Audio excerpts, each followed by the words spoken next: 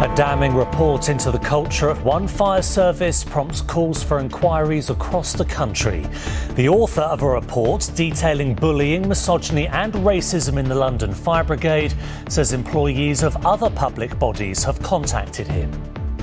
Yes, it is much more widespread than one organisation in London. It's a national problem. Also ahead, Ukraine battles to get the lights back on after a week of Russian attacks on its infrastructure. France are confirmed as England's next World Cup opponents if the Three Lions win their group. And tributes are paid to inspirational force of nature Doddie Weir after the MND campaigner's death.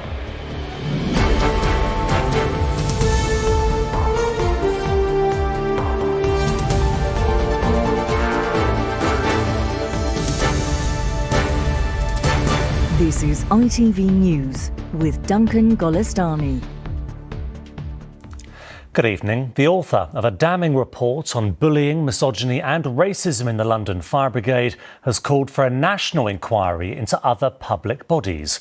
Nazir Afzal says he's been contacted by employees of several organisations, including 5 police forces, who say similar reviews are needed into them.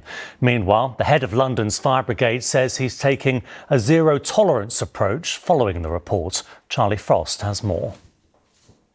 During her 12 years as a London firefighter, Lucy Massoud says she had to work that much harder to prove herself because she's a woman. She's not surprised by today's damning report that's branded the London Fire Brigade institutionally misogynistic and racist. As well as being a firefighter, I was also a fire brigade union discipline rep. So I represented a lot of firefighters, including female firefighters and black firefighters, and many of them raised complaints of bullying against managers, and in my experience, nothing was ever done. The independent review was ordered after a trainee firefighter took his own life in 2020. It heard from 2,000 current and former staff, uncovering some shocking experiences, including multiple cases of bullying, women sexually taunted, and enormous amounts of racism, including a black firefighter having a noose put up above his locker and a Muslim officer having bacon rolled on his plate before he ate from it. It's a toxic culture the report's author believes can also be found in institutions across the country. They wanted to share with me that they are suffering right now the same types of abuse that they've read about in these reports, and they want action for them. So yes, it is much more widespread than one organisation in London. It's a national problem. The review has made 23 recommendations. The Commissioner of the London Brigade says he accepts them all and change has already begun. Charlie Frost, ITV News. In other news, 2 16-year-old boys have been stabbed to death in south-east London. Police say the victims were found at 2 locations about a mile apart in the borough of Greenwich. They've launched murder investigations and are working to establish if the 2 are linked. Rare public protests against China's strict COVID lockdowns have spread to several cities. They began in the western Xinjiang region after the deaths of 10 people in a fire were blamed on a slow response due to antivirus measures. And at least 1 person has died after a massive mudslide caused by heavy rain on the Italian island of Ischia. 12 electricity and water services following a week of Russian attacks on the country's vital infrastructure. President Zelensky said millions have seen their power restored, but millions more are still suffering through blackouts. Callum Watkinson reports. The darkness falling on Ukraine has become literal. Widespread blackouts followed the onslaught on the nation's infrastructure this week as that older foe, the winter weather, closes in. In Lviv, in the dim lights of diesel generators, comedians crack jokes about the hardship of war.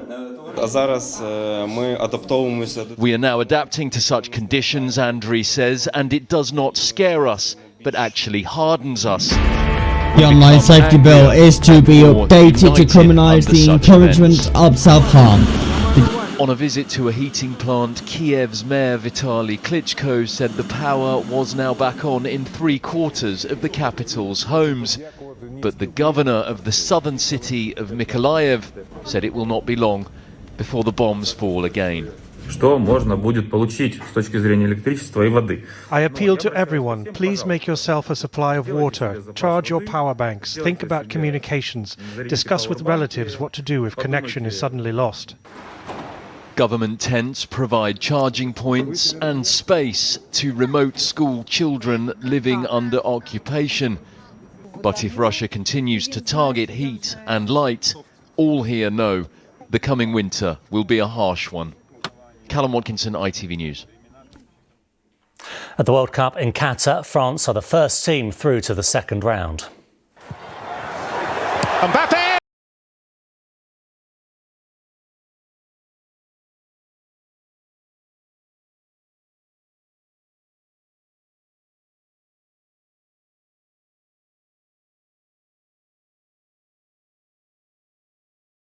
The defending champions passed Denmark and on course for a potential round of 16 meeting with England. And Argentina have their first win of the tournament. Lionel Messi scored the opening goal as they beat Mexico 2-0. In the rugby, England were beaten by South Africa 27-13 at Twickenham in the final match of the Autumn Internationals. Earlier, Wales threw away a 34-13 lead to lose to Australia 39-34. And finally, when Doddie Weir was diagnosed with motor neurone disease 6 years ago, he set about tackling the lack of funding and treatment for the illness with all the vigour you would expect of a rugby great. Now, following his death at the age of 52, the Prince and Princess of Wales have led the tributes, calling him a hero and an inspiration. Here's Martin Stew. A giant of Scottish rugby. Off the pitch, Doddie Weir's personality was just as large. Doddie Weir, you were seen in the nightclub. Mistaken identity. That spirit and smile never dimmed, even as motor neurone disease slowly robbed him of his physical strength. A great time in the rugby, great family time, enjoying working, but now somebody's given me this card to say, right, this is your next post. He loved life, he loved fun and hope and love. That was his sort of mantra. But he wanted to be a positive change for good.